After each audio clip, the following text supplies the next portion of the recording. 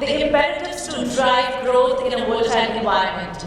This is going to be an interesting conversation. Well, as CMOs enter the 2023, the current environment when we talk about relentless focus on the customer value. We want all of you to be seated, maintain the house in order. You know, when we talk about the purposeful evolution of the marketing function and optimization of the brand value, says Gartner. Now, here's the thing, we will be inviting our panelists for this discussion, but right before that, the session chair, could we please very warmly welcome on the stage Dr. Jacqueline Mundkur, the founder, the next Levels Advisory and Senior Adjunct Faculty, School of Business, NMIMS. Please welcome her with a brilliant round of cheer. Dr. Jacqueline, very happy to see you again. Thank you very much. But with that, Dr. Jacqueline picked up just the best of the people in your panel. So we can see the visuals right in there. And we request the panelists to please sit as per the pictures that's being displayed on the screens. Can we please welcome the wow Virginia Sharma, the India Marketing Head, Google Cloud. Please welcome Virginia with a good round of applause. Now, ladies and gentlemen, our next panelist is somebody who officially slays. She's a personal favorite as well. Please welcome the Chief Marketing Officer of Embee Software, Shivani Sharma, with a brilliant, beautiful round of cheer, as beautiful as she looks. Thank you for bringing a lot of grace to our summit. Please welcome next up, ladies and gentlemen, the game-changing Anita Nayyar, the Chief Operating Officer, Media, Branding and Communication, Patanjali, Ayurved. Wow, Anita, thank you so much for this fortifying our forum with your presence. Thank you, means a lot to us. Please welcome also, ladies and gentlemen, the very enterprising Madhu, the National Head of Revenue Enhancement and Retention Enterprise, Geo. Round of applause for all the personas walking up, and as you witness this meet and greet, Dr. Jacqueline will be driving forth the conversations. Over to you. Thanks so much. So good afternoon, everybody, and welcome to this little discussion which we're going to have. I'm going to say little because we have 30 minutes, and of course we stand between you and lunch. But I promise you that the wealth of experience that we have here on stage, I just did a small calculation of more than 120 years of experience, okay, on dice. So I think these very enriching conversations will help, I'm sure, to give you a little bit of insights on how you can manage business every day and look at it from both the strategic as well as operational point of view. So welcome once again. I'll introduce each one of you when we start them talking. I'll be fielding questions to them, and then I'll probably do a small round of introduction. Okay, so the first off, Virginia, I'll go with you first. 24 years this month, you said. And sometimes it's a little cliched to talk about how disruption post-pandemic, right? I mean, most of our conversations suddenly start with that. And in 24 years, you've seen many of these disruptions, right? So you have actually a very unique perspective because not only are you a practitioner and you've done sales and marketing roles, but you also sit on the board. So, how would that really give us an insight as to how you've looked at things, how you really adopted these changes, and what were the lessons that you got from them? Great, thanks. Good afternoon, everyone. So I started my career in 1999, so literally I think I'm just 1 year younger than Google, the company I currently work for. And many of you all have been in and around the industry. I was with IBM for about 15 years, followed by LinkedIn, which was acquired by Microsoft, Saban, which was acquired by Geo, and now Google. So I don't think there's anything left in the tech portfolio for me to add.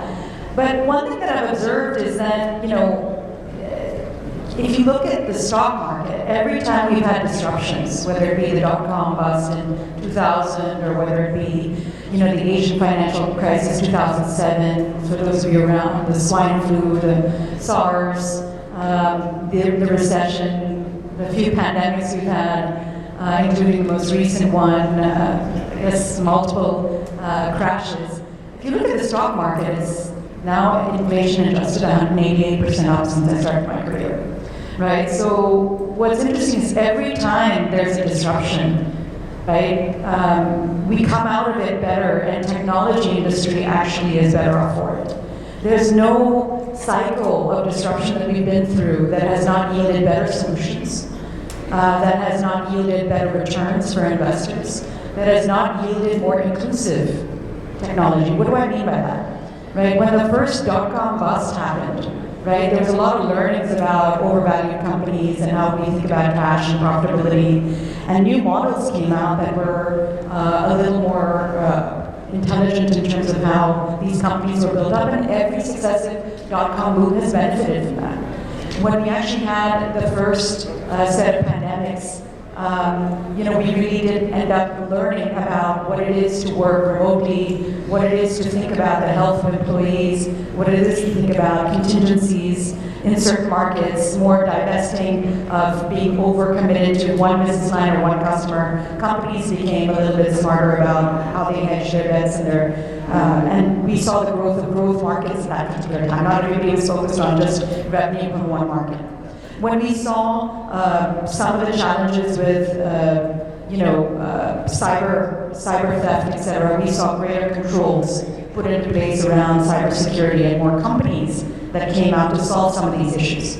Finally, when we see issues as it relates to ethical use of technology, or even some of the challenges related to social, we saw the government learning, all governments taking more interest in learning how this technology really works. So I don't actually think any of these disruptions are bad for the industry, for the consumer, or for business. And the numbers show it, right? More people are online. Yes, we would like more women online than we have, but more people are online. More people with disabilities have more access to services.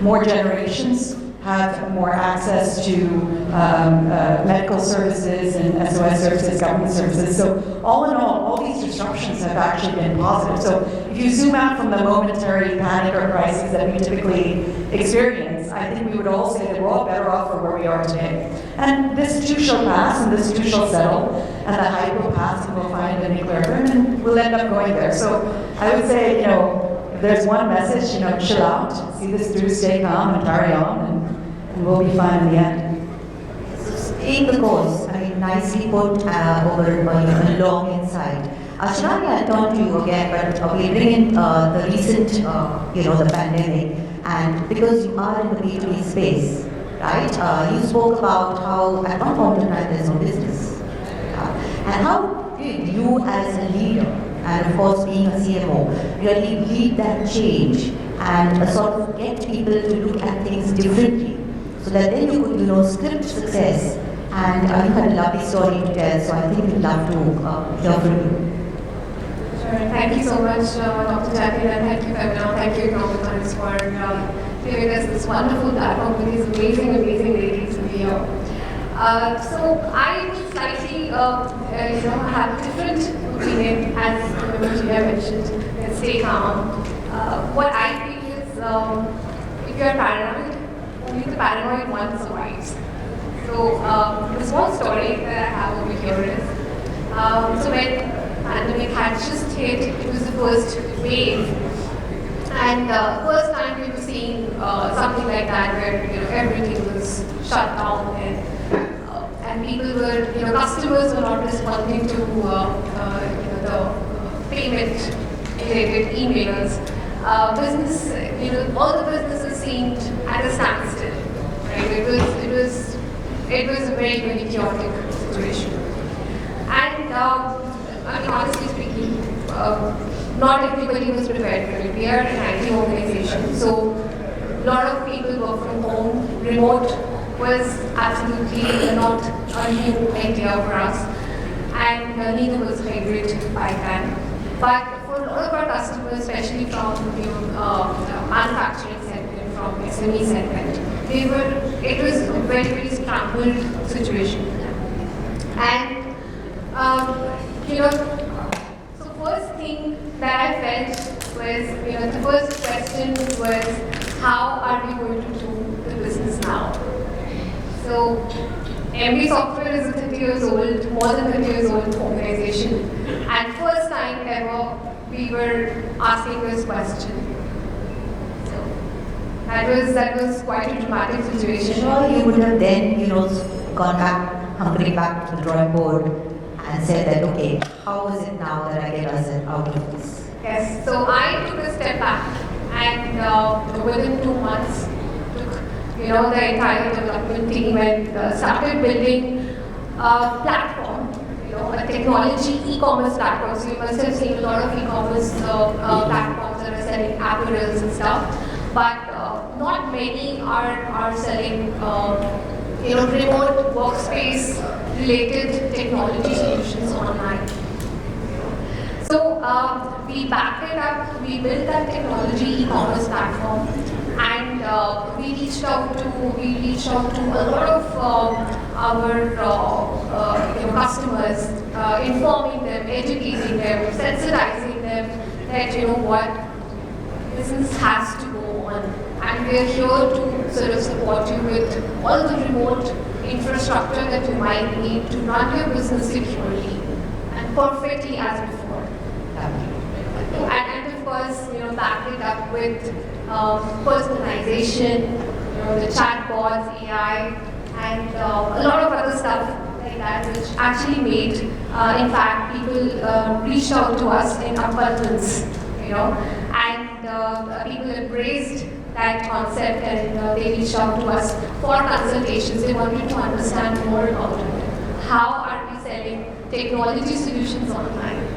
There's another example of disruption really giving you business value, and a creative solutioning to really ensure that even a setback really can be re-looked at to give you an opportunity. Oh, wonderful. So Anita, I will now move away from technology, and I'm going to bring you into FMCG. So Anita, of course, is the COO at an FMCG company called Patanjali, Ayurved, very well known across the country. FMCG is known to be not such a great user of technology. But you know that FMCG actually, because of the small ticket size, has the highest challenges to ensure that it's distributed across. Because the key element is really availability. If your customer has not found your product available, you've lost the battle. So I'm sure you have lots to share as to how you've been able to script this entire growth amidst the disruptive environment and look at the opportunities in a different way. I don't think we can get away with the fact that technology is not used by somebody, it is used by nobody. I think it's just the backbone of everything today, be it businesses, be it professions, be it personal lives, and technology is something that we can't do about. We'll be talking about it all morning as well. So, as far as Patanjali is concerned, everybody knows it's an FMCG company, and some years back, what I know of is that we had some distribution issues, and for FMCG companies, distribution is the backbone. If you don't reach the last mile, and it's basic stuff that you are selling to consumers, which are day-to-day need items, then obviously businesses get impacted. And I think that's when we realized, when we were possibly at times getting some supplies back from the distributors saying we've not been able to sell, we were stocking, various other examples of that. And you'll be surprised that Patanjali runs a 250 people strong IT solutions company called Mundkur Solutions. I didn't know it was such time I joined the place. So so much for saying that FMCG doesn't Perception, you're right, the perception. Yeah. So that's when I think we internalized and we said we, ourselves, with the tech guys around us, design something that we can use internally, which really enables the entire distribution system. And internally we devised the whole DMS piece, the distribution management software for us. And currently all Patanjali and Patanjali Foods, which is formerly which was known as Ruchi Soya, runs on both internal DMS systems. And we have the last mile view of where is the inventory lying, which distributor it is with, what stocks to be in, how much has got scaled. So everything that you need in a DMS system is what is required. Not only that, I think we are also now in a position to be selling these technologies to anybody who A SaaS model, wonderful. So it's amazing that last mile inventory actually is like a key driver to success in FMCG. In fact, even in sectors like pharma or even consumer durables, because that's where the wastage is, and that's where also better decision making is really enabled. So as someone who had a FMCG background, I completely understand the frustration of product managers, marketing managers, when you have products in the pipeline but they are not selling because they are in the wrong place. So thanks so much for sharing that. I'm going to come back to you in a while. Madhu, I'm going to be posing this question towards you. So you are in a sector called telecom. I mean, technology is really, is intertwined, yeah, with telecom, and you've had deep telecom experiences. So if I remember correctly, and correct me if I'm wrong, you've been across the 3 brands, and you've been through brands which are either getting into the market, scaling up, and also from the consolidation perspective. So how is it that you evolved, across this entire career and managed to, be a success in everything you did? So some important pointers. Hi, good afternoon. So I'm pleased to share the stage with Patanjali and Anita, and obviously the business and also. And thank you, Pamela. Thank you. Okay. So, we have been talking about tech and technology evolution. So I think one of the major career of the technology, or if you talk about that, the technology relevance is being created by individuals. Why would I not be missing, then obviously technology adoption or technology relevance or technology integration with every aspect of life would not have been as fast as it is. So if I talk about, so the technology and evolution has been the basic enabler for telecom. I've been into telecom since 1997. I've worked with most of the time with the leader telecom operator, and so we have evolved from 2G to 3G. So if I talk about 2G, it was connectivity on the go. If I talk about 3G, it was data and more to do the massification. So if you talk about affordability, if you talk about that, yes, every individual wanting to have, that's a transition that happened during 3G times. We talk about 4G, the telecom operator, they transition from a telecom operator to a digital operator. Because, everything people wanted to have digital. TV also digital, entertainment on the go, digital banking, everything. Now with 5G, everything connected, everything intelligent, it will again enter into a different era, different landscape. So if you think about, the career or the kind of activities as a marketer or from a revenue optimization or maximization perspective, we have been doing, it's like different eras or, 4 career into 1 career, because the kind of landscape it changes.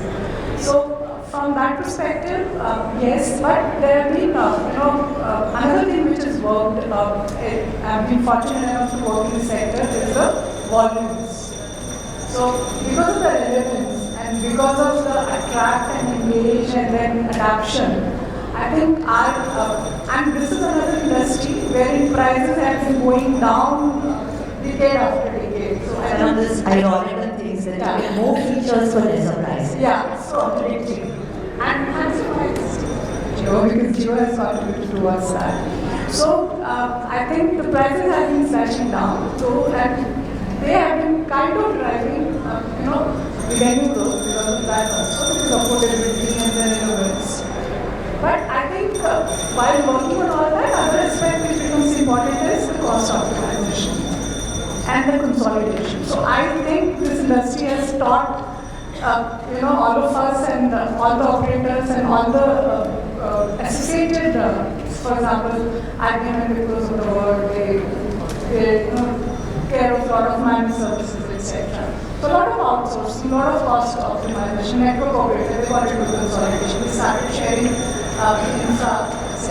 So I think a lot of consolidation, optimization, technical evaluation is something which enable us to stay relevant, stay on the track and engage industry. Yes, I think the mobility sector really started India's march towards democratizing across, rather down the layers. Yes. Across the time. Yes, and then this entire thing of speed with accuracy. I think it was really epitomized by the fact that you had to deliver really on the go.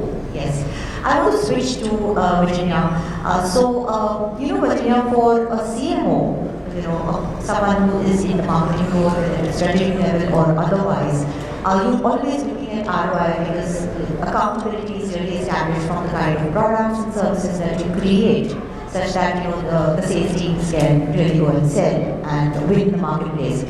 So from the product market fit, I think you would be able to, considering that you moved across geographies, you also are now well positioned in India of today, where everybody is looking at India as a very attractive market. And how does one say no? Yeah? And how do you know what not to do? What are the lessons that perhaps people in the audience will get from you? Because always saying yes may not be the right strategy. Absolutely. Whenever you are in a growth market, and I think India is in that moment, and especially with what's going on with China, there's a natural tendency for these multinational companies to sort of move their focus onto a market like India and say, okay, what can we do to sort of maximize our returns from here? And that puts the marketers at a little bit of a challenge because, obviously our market operates a little bit differently in terms of how we get things done and how we actually educate the market on solutions and the different maturity levels of the different industries. And so one of the interesting things is, on one hand, if you're getting large investments coming your way, whether it be investor focus, board focus, or even in the business unit, know that there's no such thing as free money, right? All of these things will have a certain return expected of it. People may not even know what they want to measure you on at the time that they want to give you the money, but they will be sure to come back to you to figure out, what did you get for it afterwards. And if you don't have the readiness of your sales team, your channel, right? You don't actually have readiness of your distribution channel to be able to handle that capacity. You don't have the right alignment in terms of the other parts of the regulatory environment, et cetera. You're going to spend a lot of money and likely not to be able to show that return. Now, the interesting thing is, I'll give you a very specific example. We are being considered as a market for potential campaign investment. But one of the things that we noticed is that our website, one of the particular pages, is not set up from a payments option for UPI. Right? It requires credit cards for you to set up an account on the cloud console. And if you're a developer and you get free credits, you still need a credit card to set up your account to even use free credits. So you're not spending money on a credit card, but you need one.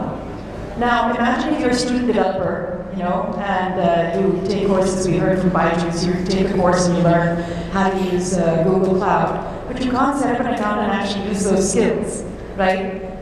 It doesn't matter how much awareness you create, how many people get certified, no one's actually using the technology.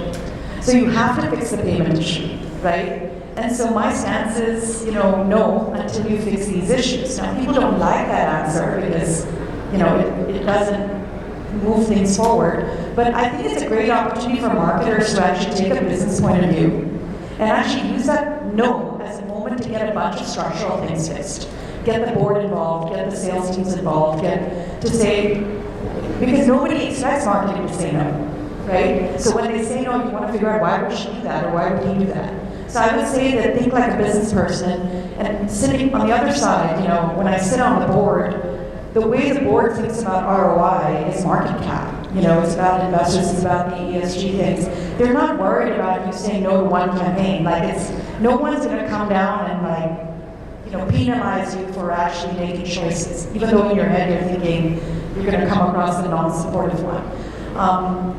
I don't want to make this about men and women because I think that all of us have a mix of masculine and feminine, but we are people pleasers.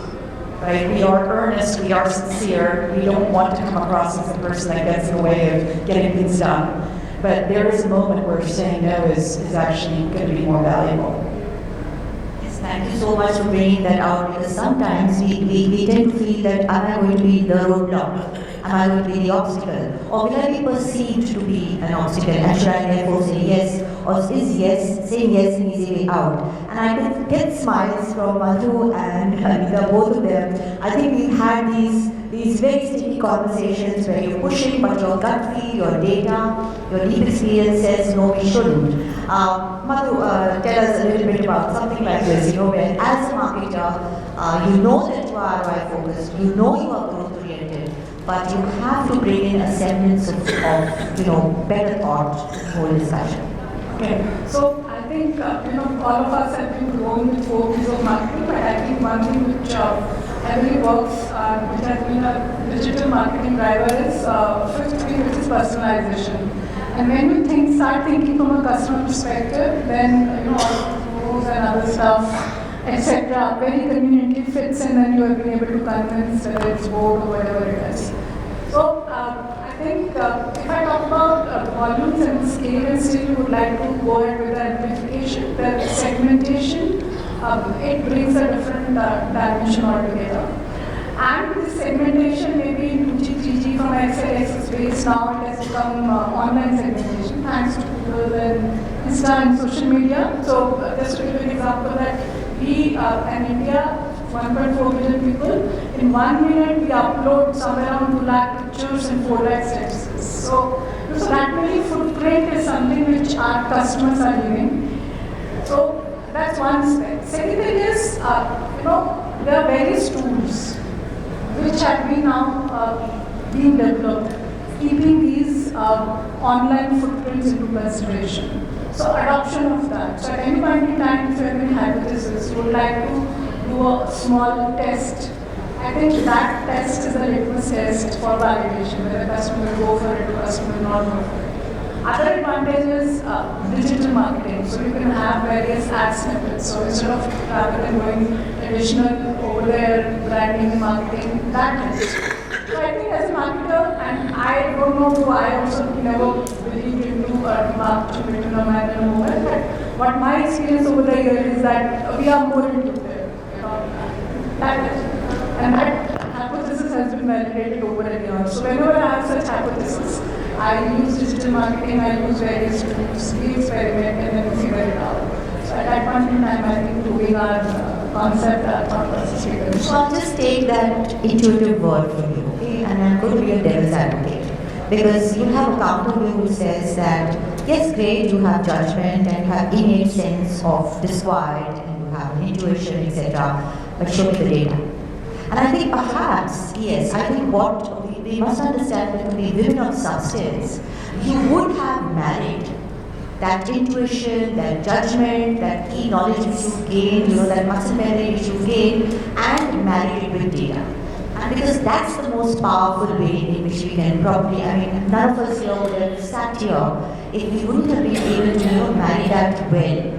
And that's something perhaps people don't like because you think that just because I have a judgment and you may have been right, but you have to prove it. And the data is a nice way of sort of bridging that gap and getting a lot of sanity into the conversation. Anita, just move back to you again. So you talked about distribution as being one of the key drivers to success. And you have a wonderful, very, very multifaceted background. You've done advertising, you've done brand building, you've done multi-sectoral work actually. And could you tell me how this entire standalone stores which Patanjali has really uses this entire thing to drive growth? Because that's different from most what other FMCGs do.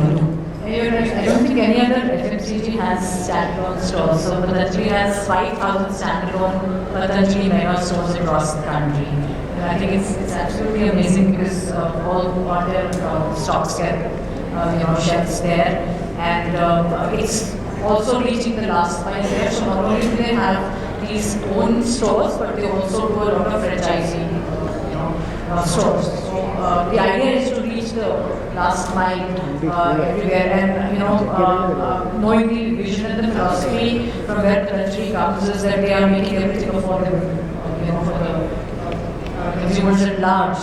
The idea is not to charge premiums or anything, but I think this whole thing works with Asia because we are Indian and we make it in India and we sell in India and we sell it to Indians, not necessarily the fact that we don't sell it outside. But I think the whole concept of digital is something which is definitely helping because these stores do their piece, whatever they do, but clubbed with e-commerce and online sales that we do. So we've seen that a good combination of both of these work, And when we talk about data, to say that, I was at ISB 2 days back doing a course on digital transformation, and somebody, a lecturer said there, never go by gut. Entrepreneurs should never go by gut. They'll fail.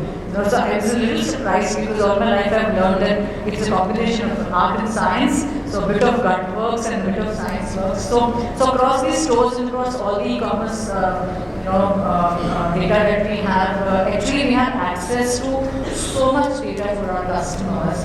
Today we are in a position to upsell and cross. So this whole thing about data identification is important. My gut says I will be able to sell in Orissa, for example, but my data also says that there are that many consumers in that market, who are liable to buy this. So I think it's a healthy combination. The everlasting debate about art or science in decision making. So we can have lots to talk about at lunch. Shivani, last question for you. So this entire, so we've been marketeers here, and a lot of us realize that marketing really is longer range, whereas we have to give insights to the sales folks who probably have to perform in a shorter range of time. So how is the kind of support that marketing typically gives in a disruptive world to the sales, so that you can direct them and ensure that they are the levers, successful lever to growth and sustainable success? Absolutely. So what has been working for me personally has been mapping each and every milestone of the customer journey.